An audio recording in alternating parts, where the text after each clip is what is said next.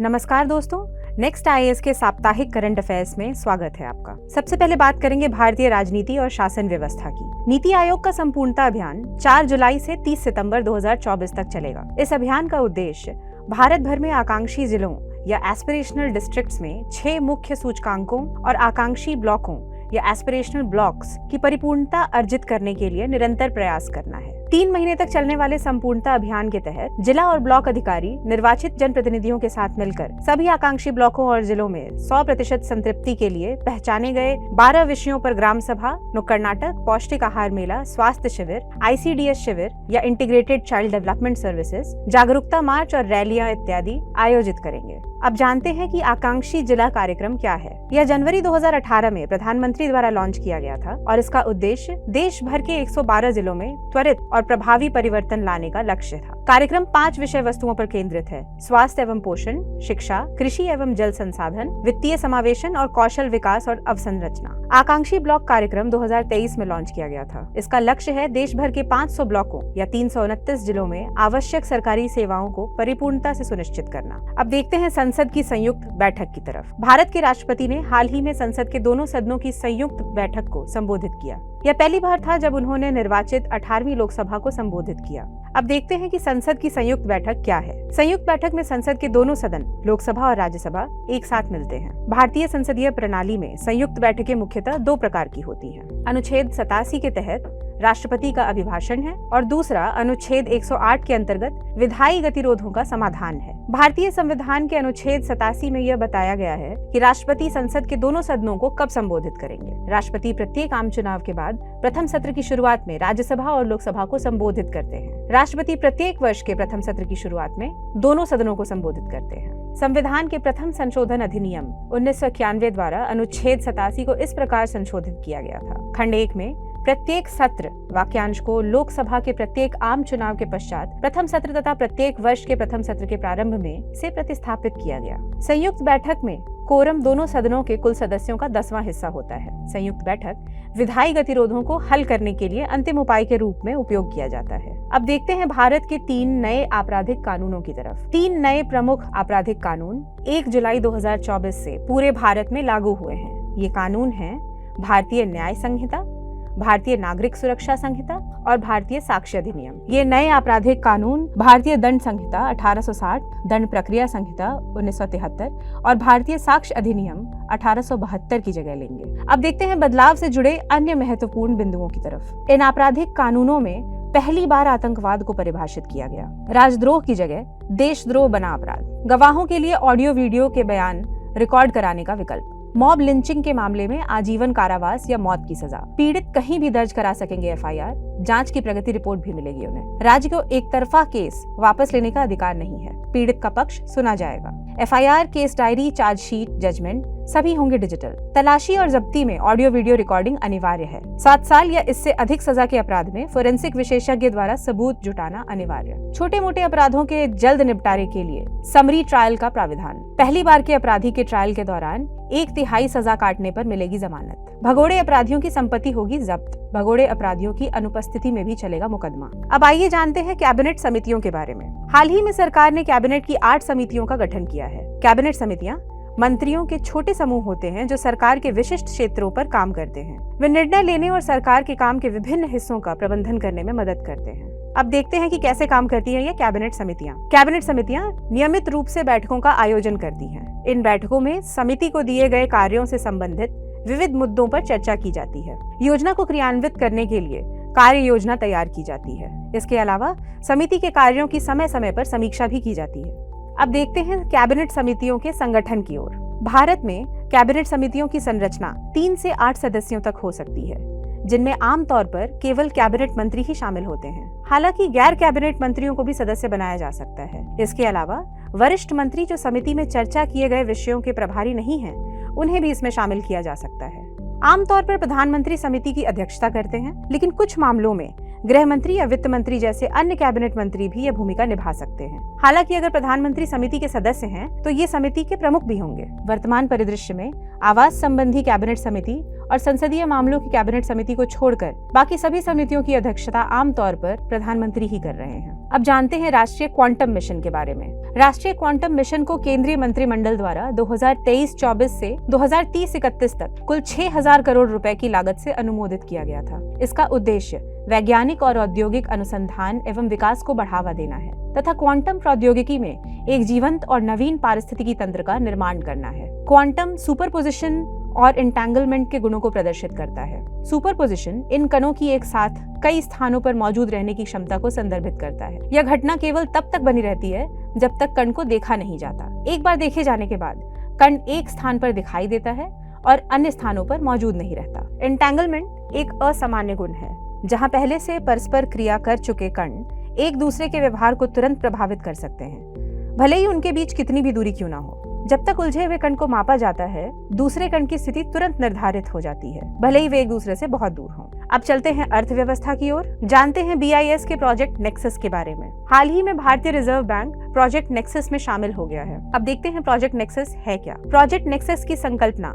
Bank for international settlements या BIS के innovation hub द्वारा की गई है। इसका उद्देश्य विभिन्न वैश्विक घरेलू त्वरित भुगतान प्रणालियों या इंस्टेंट पेमेंट सिस्टम्स को जोड़कर सीमा पार भुगतान को बढ़ाना है। यह भुगतान क्षेत्र में लाइव कार्यान्वयन की ओर बढ़ने वाली पहली BIS इनोवेशन हब परियोजना है। अब देखते हैं प्रोजेक्ट नेक्सस के सदस्यों की ओर। प्रोजेक्ट नेक्सस का उद्देश्य दक्षिण पूर्वी एशियाई राष्ट्रों का संगठन या आसियान के 4 देशों अर्थात मलेशिया, फिलीपींस, सिंगापुर, थाईलैंड और भारत के फास्ट पेमेंट सिस्टम या FPS को जोड़ना है। ये चारों देश इस प्लेटफॉर्म के संस्थापक सदस्य तथा प्रथम प्रस्तावक देश भी हैं। भविष्य में इंडोनेशिया को भी इस मंच से जोड़ा जाएगा। इस संबंध में एक समझौते पर स्विट्जरलैंड के बेसल में BIS और संस्थापक देशों के केंद्रीय बैंकों द्वारा हस्ताक्षर किए गए। अब जानते हैं प्रोजेक्ट नेक्सस से जुड़े लाभ के बारे में। प्रोजेक्ट नेक्सस का उद्देश्य IPS को वैश्विक स्तर पर जोड़ने के तरीके को सुव्यवस्थित करना है तथा एकल प्लेटफॉर्म के माध्यम से कनेक्शनों को केंद्रीकृत करके प्रत्येक नए देश के साथ कस्टम कनेक्शन की आवश्यकता को समाप्त करना है। यह एकल कनेक्शन तीव्र भुगतान प्रणाली को नेटवर्क पर अन्य सभी देशों तक पहुंचाने की अनुमति देता है। बैंक फॉर इंटरनेशनल सेटलमेंट्स के अनुसार इंस्टेंट पेमेंट सिस्टम या IPS को जोड़ने से प्रेषक से प्राप्तकर्ता तक 60 सेकंड के भीतर सीमा पर भुगतान संभव हो सकता है। भारतीय रिजर्व बैंक के फास्ट पेमेंट सिस्टम को cross border person to person और पर्सन टू मर्चेंट भुगतानों के लिए उनके संबंधित फास्ट पेमेंट सिस्टम से जोड़ने हेतु विभिन्न देशों के साथ द्विपक्षीय सहयोग प्रदान कर रहा है। भारतीय reserve bank fast payment system या FPS UPI को cross border person to person और पर्सन टू मर्चेंट भुगतानों के लिए उनके संबंधित फास्ट पेमेंट सिस्टम से जोड़ने हेतु विभिन्न देशों के साथ द्विपक्षीय सहयोग प्रदान कर रहा है। उदाहरण के लिए भूटान, UAE, फ्रांस, श्रीलंका और मॉरिशस। अब जानते हैं बैंक फॉर इंटरनेशनल सेटलमेंट्स के बारे में। बैंक फॉर इंटरनेशनल सेटलमेंट्स या BIS वर्ष 1930 में स्थापित किया गया था। BIS का स्वामित्व 63 केंद्रीय बैंकों के पास है जो दुनिया भर के देशों का प्रतिनिधित्व करते हैं। इनका विश्व सकल घरेलू उत्पाद में लगभग 95% योगदान है। इसका मुख्य कार्यालय बेसल स्विट्जरलैंड में है और इसके 2 प्रतिनिधि कार्यालय हांगकांग तथा मेक्सिको सिटी में है। बेसल बैंकिंग समझौते बैंकिंग पर्यवेक्षण पर बेसल समिति द्वारा निर्धारित वैश्विक नियम है जो स्विट्जरलैंड के बेसल में अंतर्राष्ट्रीय निपटान बैंक या BIS के अंतर्गत कार्य करते हैं। ये बैंकिंग में सर्वोत्तम प्रथाओं के लिए दिशा निर्देश प्रदान करते हैं। अब बात करते हैं सार्क के लिए संशोधित मुद्रा विनिमय रूपरेखा के बारे में। हाल ही में भारतीय रिजर्व बैंक ने 2024 से 2027 की अवधि के लिए सार्क या दक्षिण एशियाई क्षेत्रीय सहयोग संगठन के देशों के लिए मुद्रा स्वैप व्यवस्था हेतु एक संशोधित ढांचा लागू करने का निर्णय किया है। अब समझते हैं कि मुद्रा विनिमय समझौता या करेंसी स्वैप एग्रीमेंट आखिर क्या है। करेंसी स्वैप एक वित्तीय व्यवस्था है जिसमें 2 देश या 2 पार्टियां अपनी मुद्राओं का आदान प्रदान करती हैं। यह विनिमय आमतौर पर एक निर्धारित अवधि के लिए होता है और इसमें ब्याज दर भी शामिल हो सकती है। यदि किसी देश को विदेशी मुद्रा जैसे डॉलर या येन की कमी हो तो वह मुद्रा विनिमय के माध्यम से अपनी आवश्यकताओं को पूरा कर सकता है। 2 देशों के बीच व्यापार और निवेश को बढ़ावा मिलता है क्योंकि मुद्रा विनिमय से मुद्रा की उपलब्धता बढ़ जाती है। यह व्यवस्था दोनों देशों की मुद्राओं को स्थिर रखने में मदद करती है और विनिमय दरों में भारी उतार चढ़ाव से बचाती है। सार्क मुद्रा विनिमय सुविधा पहली बार 15 नवंबर 2012 को लागू हुई थी। इसका उद्देश्य सार्क देशों के अल्पकालिक विदेशी मुद्रा तरलता आवश्यकताओं या भुगतान संतुलन संकटों के लिए दीर्घकालिक व्यवस्था होने तक वित्त पोषण की बैकस्टॉप लाइन प्रदान करता था। RBI $2 बिलियन अमेरिकी डॉलर की समग्र निधि के भीतर स्वैप व्यवस्था की पेशकश कर सकता है। स्वैप अमेरिकी डॉलर, यूरो या भारतीय रुपए में किए जा सकते हैं। इस ढांचे में भारतीय रुपए में स्वैप के लिए कुछ रियायतें भी दी गई हैं। यह सुविधा सभी सार्क देशों के लिए उपलब्ध होगी, बशर्ते वे द्विपक्षीय स्वैप समझौतों पर हस्ताक्षर करें। अब देखते हैं भारत पर FATF की पारस्परिक मूल्यांकन रिपोर्ट की तरफ। हाल ही में फाइनेंशियल एक्शन टास्क फोर्स ने भारत पर एक पारस्परिक मूल्यांकन रिपोर्ट जारी की, जिसे सिंगापुर में उनके पूर्ण सत्र के दौरान अनुमोदित किया गया। पारस्परिक मूल्यांकन रिपोर्ट या MER रिपोर्ट विशेष रूप से मनी लॉन्ड्रिंग और आतंकवादी वित्त पोषण या टेररिस्ट फंडिंग और प्रसार वित्त पोषण से निपटने में भारत के प्रयासों का मूल्यांकन किया गया है। अब देखते हैं रिपोर्ट की मुख्य बातों के बारे में। भारत को नियमित अनुवर्ती श्रेणी में वर्गीकृत किया गया है तथा अब वह रूस, फ्रांस, इटली और ब्रिटेन के साथ इस श्रेणी में शामिल हो गया है। नियमित अनुवर्ती श्रेणी के अंतर्गत भारत को अक्टूबर 2027 तक अनुशंसित कार्यों पर प्रगति रिपोर्ट प्रस्तुत करनी होगी। FATF सदस्य देशों को 4 समूहों में वर्गीकृत करता है: नियमित अनुवर्ती, उन्नत अनुवर्ती, ग्रे सूची और काली सूची। नियमित अनुवर्ती चारों में से शीर्ष श्रेणी है और पारस्परिक मूल्यांकन रिपोर्ट के बाद भारत सहित G20 के केवल 5 देशों को नियमित अनुवर्ती में रखा गया है। जैम यानी जनधन, आधार और मोबाइल ट्रिनिटी और कठोर नगद लेन देन विनियमों द्वारा सुगम बनाए गए डिजिटल अर्थव्यवस्था में भारत के परिवर्तन ने मनी लॉन्ड्रिंग, टेररिस्ट फंडिंग तथा भ्रष्टाचार और संगठित अपराध जैसे अपराधों से प्राप्त आय से जुड़े जोखिमों को सफलतापूर्वक कम कर दिया है। अब देखते हैं कि भारतीय अर्थव्यवस्था पर MER रिपोर्ट का क्या महत्व है। FATF का सकारात्मक मूल्यांकन भारत की मजबूत वित्तीय प्रणाली को दर्शाता है, जिससे अंतर्राष्ट्रीय स्तर पर भरोसा बढ़ता है। यह Gujarat international finance tech city या गिफ्ट सिटी जैसी पहलों को और अधिक अंतर्राष्ट्रीय वित्तीय संस्थानों को आकर्षित करने में मदद कर सकता है। इस बढ़ती हुई प्रतिष्ठा से बेहतर क्रेडिट रेटिंग प्राप्त हो सकती है, जिससे वैश्विक बाजारों में भारतीय संस्थाओं के लिए उधार लेने की लागत कम हो सकती है। एक भरोसेमंद वित्तीय प्रणाली अधिक प्रत्यक्ष विदेशी निवेश या FDI को आकर्षित करने की संभावना भी रखती है। फिनटेक और ई-कॉमर्स जैसे क्षेत्रों में जहां वित्तीय अखंडता महत्वपूर्ण है, अमेजन और वॉलमार्ट जैसी कंपनियों ने पहले ही भारत में महत्वपूर्ण निवेश किया है। रिपोर्ट का समर्थन भारत के एकीकृत भुगतान इंटरफेस या UPI के वैश्विक विस्तार का समर्थन करता है। इससे अंतर्राष्ट्रीय बाजारों में UPI की व्यापक स्वीकृति हो सकती है, क्योंकि UPI पहले से ही सिंगापुर और UAE जैसे देशों में चालू है और देशों में विस्तारित करने की योजना भी है। सकारात्मक मूल्यांकन से भारत के फिनटेक क्षेत्र में विकास तेजी से आ सकता है। पेटीएम और फोन पे जैसी फिनटेक कंपनियों को अंतर्राष्ट्रीय स्तर पर विस्तार करना आसान हो सकता है। इससे अधिक उद्यम पूंजी आकर्षित हो सकती है और ब्लॉकचेन और डिजिटल मुद्राओं जैसे क्षेत्रों में नवाचार को बढ़ावा मिल सकता है। बेहतर वित्तीय प्रणालियों के साथ अनिवासी भारतीयों या NRI से प्राप्त धन प्रेषण अधिक कुशल और लागत प्रभावी हो सकता है। इससे धन प्रेषण की मात्रा में वृद्धि हो सकती है, जो भारत की विदेशी मुद्रा में महत्वपूर्ण योगदान करता है। अब चलते हैं पर्यावरण और पारिस्थितिकी की तरफ। सबसे पहले देखते हैं विश्व मृदा स्वास्थ्य सूचकांक की ओर। संयुक्त राष्ट्र शैक्षिक, वैज्ञानिक और सांस्कृतिक संगठन या यूनेस्को ने एक सख्त चेतावनी जारी करते हुए कहा है कि 2050 तक पृथ्वी की 90% भूमि क्षरित हो सकती है या डिग्रेड हो सकती है। यह चिंताजनक भविष्यवाणी वैश्विक जैव विविधता या ग्लोबल बायोडाइवर्सिटी और मानव जीवन के लिए एक बड़े खतरे को उजागर करती है। अब देखते हैं इसके प्रमुख बिंदुओं की तरफ। यूनेस्को ने अपने अंतर्राष्ट्रीय भागीदारों के साथ मिलकर विश्व मृदा स्वास्थ्य सूचकांक या new world soil health index स्थापित करके अपने सदस्य देशों को सहायता देने का संकल्प लिया है। यह सूचकांक विभिन्न क्षेत्रों और पारिस्थितिकी प्रणालियों में मृदा गुणवत्ता के विश्लेषण और तुलना के लिए मानकीकरण उपाय में मदद करेगा।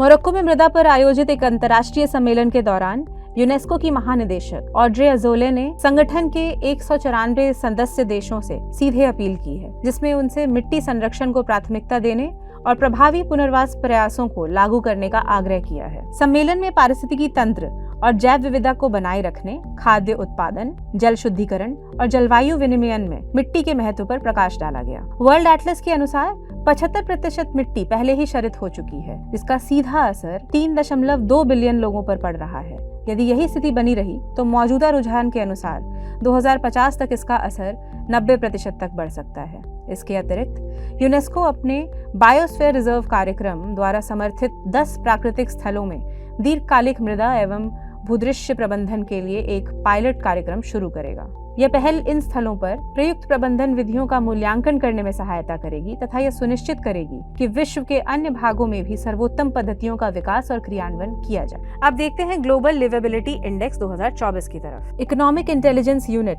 ने हाल ही में अपना ग्लोबल लिवेबिलिटी इंडेक्स जारी किया है, जिसमें एक बार फिर ऑस्ट्रिया के वियना को दुनिया में रहने के लिए सबसे अच्छी जगह बताया गया है। अब देखते हैं ग्लोबल लिवेबिलिटी इंडेक्स के प्रमुख बिंदुओं की ओर। 2024 का लिवेबिलिटी इंडेक्स शिक्षा, स्वास्थ्य सेवा, संस्कृति, पर्यावरण, स्थिरता और बुनियादी ढांचे जैसे चीजों के आधार पर दुनिया भर के शहरों को रेट करता है। हाल के वर्षों में दुनिया भर में ज्यादातर लोग आर्थिक अवसरों और बेहतर जीवन स्तर की तलाश में शहरों की ओर पलायन करने लगे हैं। इसने रहने लायक शहरों की अवधारणा को जन्म दिया है। अच्छी तरह से डिजाइन किए गए टिकाऊ और समावेशी शहर जो जरूरी सेवाओं, सुविधाओं और व्यक्तिगत और व्यावसायिक विकास के अवसरों तक पहुंच के साथ उच्च जीवन स्तर प्रदान करते हैं। ग्लोबल लिवेबिलिटी इंडेक्स के अनुसार पश्चिमी यूरोप दुनिया का सबसे अधिक रहने योग्य क्षेत्र बना हुआ है, जो 4 प्रमुख श्रेणियों में उत्कृष्ट प्रदर्शन कर रहा है। उत्तरी अमेरिका उसके ठीक पीछे है, जो शिक्षा श्रेणी में अग्रणी है। रिपोर्ट में 5 भारतीय शहरों को शामिल किया गया, जिसमें दिल्ली और मुंबई 100 में से 60.2 स्कोर के साथ 141वें स्थान पर रहे। इसके बाद चेन्नई, अहमदाबाद और बेंगलुरु का स्थान रहा। रिपोर्ट से पता चलता है कि सर्वेक्षण किए गए 173 शहरों में समग्र जीवन यापन स्कोर में मामूली सुधार हुआ है। औसत स्कोर 100 में से 76.1 तक बढ़ गया है, जो दुनिया भर में शहरी निवासियों के जीवन की गुणवत्ता में मामूली वृद्धि दर्शाता है। मामूली सुधारों के बावजूद दुनिया भर के कुछ शहर भू राजनीतिक संघर्ष, नागरिक अशांति, आवास संकट आदि जैसी विभिन्न चुनौतियों से जूझ रहे हैं, जिसके कारण उच्चतर जीवन यापन मानकों को प्राप्त करने में महत्वपूर्ण बाधाएं आ रही हैं। अब चलते हैं अंतर्राष्ट्रीय संबंधों की तरफ। सबसे पहले देखते हैं 24वें एससीओ शिखर सम्मेलन की ओर। एससीओ राष्ट्राध्यक्ष परिषद या काउंसिल ऑफ हेड्स की 24वीं बैठक 4 जुलाई 2024 को कजाकिस्तान की अध्यक्षता में अस्ताना में आयोजित की गई। अब देखते हैं शिखर सम्मेलन के प्रमुख बिंदुओं की ओर। विदेश मंत्री डॉक्टर एस जयशंकर ने शिखर सम्मेलन में भारतीय प्रतिनिधिमंडल का नेतृत्व किया। एससीओ शिखर सम्मेलन 2024 का एजेंडा था बहुपक्षीय संवाद को मजबूत करना, एक स्थायी शांति और समृद्धि की दिशा में प्रयास करना। इस वर्ष शिखर सम्मेलन सदस्य देशों के बीच सहयोग और विकास संभावनाओं के प्रमुख क्षेत्रों पर केंद्रित है। अस्ताना में 24वें शिखर सम्मेलन में 16 नेताओं ने भाग लिया। चीनी राष्ट्रपति शी जिनपिंग, रूसी राष्ट्रपति व्लादिमीर पुतिन, पाकिस्तानी प्रधानमंत्री शहबाज शरीफ और अन्य नेता चर्चा के लिए मौजूद रहे। इस वर्ष के शिखर सम्मेलन के लिए भारत का दृष्टिकोण प्रधानमंत्री नरेंद्र मोदी के सुरक्षित एससीओ के दृष्टिकोण पर आधारित है। सुरक्षित शब्द का अर्थ है सुरक्षा, आर्थिक सहयोग, संपर्क, एकता, संप्रभुता और क्षेत्रीय अखंडता के लिए सम्मान और पर्यावरण संरक्षण। संघाई सहयोग संगठन या एससीओ में 9 सदस्य हैं। 6 संस्थापक देश चीन, कजाकिस्तान, रूस, ताजिकिस्तान, किर्गिस्तान और उज्बेकिस्तान हैं। इसमें 3 नए सदस्य भारत, पाकिस्तान और ईरान शामिल किए गए थे। इसके अलावा अफगानिस्तान, मंगोलिया और बेलारूस पर्यवेक्षक देश हैं और 14 अन्य संवाद साझेदार हैं। एससीओ की स्थापना 2001 में शंघाई में हुई थी। भारत 2005 में एक पर्यवेक्षक राष्ट्र था। इससे पहले 2017 में इसे पाकिस्तान के साथ एक स्थायी सदस्य राष्ट्र का दर्जा मिल गया था। इस वर्ष शिखर सम्मेलन कजाकिस्तान की अध्यक्षता में आयोजित किया गया था, क्योंकि यह वर्तमान में ब्लॉक का अध्यक्ष भी है। 2023 में 23वें एससीओ शिखर सम्मेलन की मेजबानी भारत ने वर्चुअली की थी। अब जानते हैं यूके के चुनावों के बारे में। कीर स्टारमर बने यूके के प्रधानमंत्री। लेबर पार्टी के चुनाव जीतने के बाद ऋषि सुनक ने यूके के प्रधानमंत्री और कंजर्वेटिव पार्टी के नेता के पद से इस्तीफा दे दिया। किंग से मुलाकात के बाद कीर स्टारमर अब 2 साल से भी कम समय में देश के चौथे पीएम बने हैं। देखते हैं इसके प्रमुख बिंदुओं की तरफ। कीर स्टारमर की लेबर पार्टी ने 400 से अधिक सीटों के साथ चुनावी जीत हासिल की है। लेबर पार्टी का वोट शेयर लगभग 4.2% अंक से बढ़कर लगभग 36.3% हो गया है, जबकि कंजर्वेटिव पार्टी को 22.3% वोट मिले, जो 2019 से 20 अंकों की गिरावट है। ब्रिटेन की संसद एक द्विसदनीय लेजिस्लेचर है, जिसमें 2 सदन होते हैं, हाउस ऑफ कॉमन्स और House of Lords. House of Commons निचला सदन है, जो फर्स्ट पास्ट द पोस्ट प्रणाली के माध्यम से जनता द्वारा चुने गए 650 सांसदों से बना है। यह प्राथमिक विधायी निकाय है, जो कानून बनाने और पारित करने के लिए जिम्मेदार है। बहुमत वाली पार्टी या गठबंधन सरकार बनाती है और उसका नेता प्रधानमंत्री बनता है। विपक्ष में उन दलों के सांसद शामिल हैं जो सरकार में नहीं है। हाउस ऑफ लॉर्ड्स उच्च सदन है, जो कि अनिर्वाचित है तथा इसमें आजीवन सहकर्मी, बिशप और वंशानुगत सहकर्मी शामिल होते हैं। यह हाउस ऑफ कॉमन्स द्वारा प्रस्तावित कानून की समीक्षा करता है तथा उसमें संशोधन का सुझाव देता है। यद्यपि यह कानून बनाने में देरी कर सकता है, यह कॉमन्स द्वारा पारित विधेयकों को कानून बनने से रोक नहीं सकता। अब देखते हैं यूके की चुनाव प्रक्रिया के बारे में। ब्रिटेन के निर्वाचन रजिस्टर में दर्ज कोई भी व्यक्ति जो मतदान के दिन 18 वर्ष या उससे अधिक आयु का हो, मतदान कर सकता है, बशर्ते वह ब्रिटेन का नागरिक हो या राष्ट्रमंडल के किसी देश का अर्ह नागरिक हो या आयरलैंड गणराज्य का नागरिक हो जिसका निवास ब्रिटेन में हो। प्रथम पास द पोस्ट प्रणाली के तहत किसी भी निर्वाचन क्षेत्र में सबसे अधिक वोट जीतने वाला उम्मीदवार सांसद बन जाता है। अब जानते हैं अमेरिका द्वारा पारित किए गए तिब्बत समाधान अधिनियम के बारे में। हाल ही में अमेरिकी कांग्रेस द्वारा तिब्बत चीन विवाद समाधान अधिनियम पारित किया गया है, जिसे तिब्बत समाधान अधिनियम के नाम से भी जाना जाता है। इस विधेयक का उद्देश्य बिना किसी पूर्व शर्त के शांतिपूर्ण वार्ता के माध्यम से अंतर्राष्ट्रीय कानून और संयुक्त राष्ट्र चार्टर के अनुसार तिब्बत चीन विवाद का शांतिपूर्ण समाधान करना है। अब समझते हैं कि तिब्बत समाधान अधिनियम 2024 क्या है। यह जून 2024 में अमेरिकी कांग्रेस द्वारा पारित एक विधेयक है। यह तिब्बती नीति अधिनियम 2002 तथा तिब्बती नीति एवं समर्थन अधिनियम 2020 के बाद तिब्बत के संबंध में अमेरिकी सरकार का तीसरा उल्लेखनीय अधिनियम है। इसके प्रमुख प्रावधानों की बात करें तो इसका उद्देश्य तिब्बत पर अमेरिका की स्थिति को मजबूत करना तथा चीन पर दलाई लामा के साथ वार्ता पुनः शुरू करने के लिए दबाव डालना है। इस अधिनियम का उद्देश्य तिब्बत के लिए अमेरिकी समर्थन को बढ़ाना तथा अमेरिकी विदेश विभाग के अधिकारियों को चीनी सरकार द्वारा तिब्बत के बारे में फैलाई जा रही गलत सूचनाओं का सक्रिय रूप से मुकाबला करने के लिए सशक्त बनाना है। यह अधिनियम चीनी सरकार तथा दलाई लामा अथवा उनके प्रतिनिधियों के तिब्बती समुदाय के लोकतांत्रिक रूप से निर्वाचित नेताओं के बीच बिना किसी पूर्व शर्त के वार्ता को भी बढ़ावा देगा।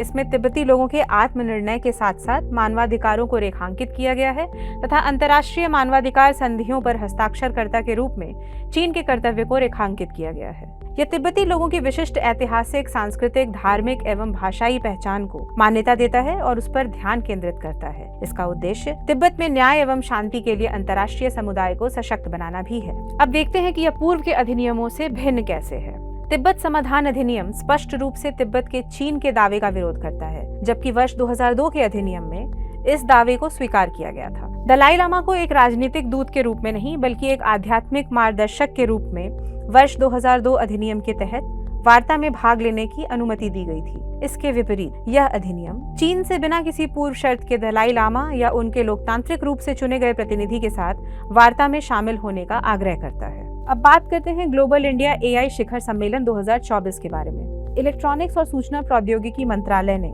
नई दिल्ली में ग्लोबल इंडिया एआई शिखर सम्मेलन का आयोजन किया। शिखर सम्मेलन का उद्देश्य एआई प्रौद्योगिकियों या एआई टेक्नोलॉजी के नैतिक और समावेशी विकास के प्रति भारत के समर्पण को रेखांकित करते हुए सहयोग और ज्ञान के आदान प्रदान को बढ़ावा देना है। नई दिल्ली में भारत में ग्लोबल इंडिया एआई समिट का आयोजन किया गया।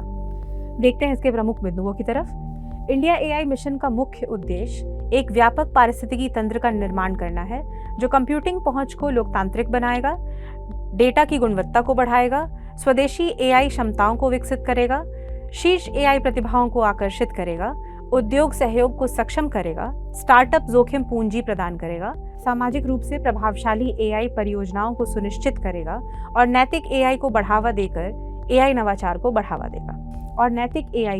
देगा। यह मिशन निम्नलिखित 7 स्तंभों के माध्यम से भारत के एआई पारिस्थितिकी तंत्र के जिम्मेदार और समावेशी विकास को आगे बढ़ाता है।